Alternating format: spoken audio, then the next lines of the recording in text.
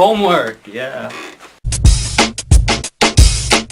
So for this video, I'm going to explain the similarities between 1984 and the 21st century. Is 1984 really that different from the 21st century that we're living in today? Point one is how we're under constant media brainwash. They say I'm crazy! We have telescreens with biased news reporters, constant consumerism, and our favorite celebrities' lives. We're surrounded by media every day, 24/7. But it's true. Even on our phones, we're still receiving, advertisements on our computers, even TVs, advertisements everywhere. Because in 1984, they have telescreens that keep telling the people that we're living under constant fear. Fear of not being the coolest person because I don't have a certain phone.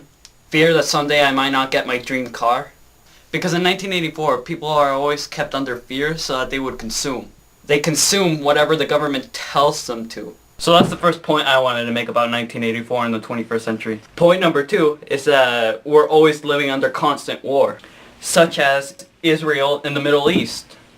Coney 2012, but it doesn't exist anymore. The war against terrorism. And this ties into the media a little bit more as well, because every day is trying to make us feel like we're living under constant fear. There's something or someone that could basically attack us at any moment, which there really isn't anything to be afraid of. Because in 1984, Eurasia, Oceania, and East Asia are always under constant war with each other. And that ends point number two about 1984 and the 21st century. Now, point number three. We're always conformed to an education. So just think about it. If you don't get your high school diploma, you can't get a job. But even if you want a career, you're going to have to go into the one that makes money, not a job that you want or follow your dreams to. Because let's say if I want to be a baker or a car designer, I would have to go with which one has more money. And it won't matter what my dream is because one, I didn't get the diploma, two, I don't have the money, or three, I would have to go into the one that has money. And in 1984, people are questioned whether they attend things or if they don't want to do a certain job that they were asked to do. You were always questioned about what you wanted to do, and you basically can't follow your dreams for nothing. These traits are very similar to the ones in 1984. It really relates to the times that we're living in. And it's a sad truth that 1984 is a depiction of our soon-to-be world. The idea is not very far away.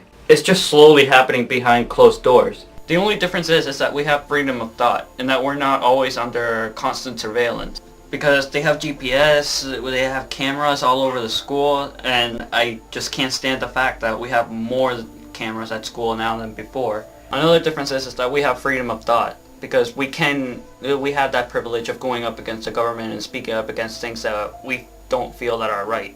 In conclusion, 1984 has that kind of message because we cannot lose the last few drops of freedom that we already have.